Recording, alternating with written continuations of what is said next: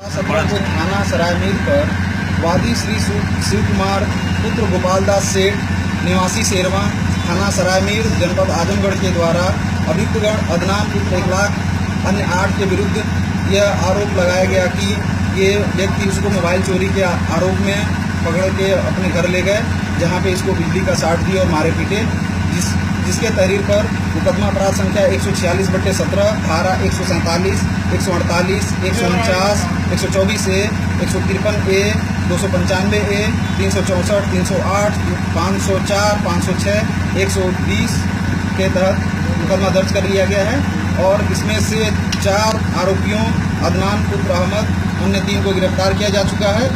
अन्य 5 की तलाश जारी है। जैसे वो गिरफ्तार होते हैं उनके खिलाफ कानूनी कार्रवाई की जाएगी। लेकिन आज दिनांक 18/7/17 को कुछ मीडिया चैनल द्वारा यह समाचार दिखाया जा रहा है कि शिव कुमार पुत्र गोपालदास सेठ को काफ़ी ज़्यादा इंजरी आई है, जो ये सरासर गलत है, क्योंकि उसका मेडिकल परीक्षण जिला अस्पताल में कराया गया, जहाँ पे उसको सामान्य चोटें आई हैं।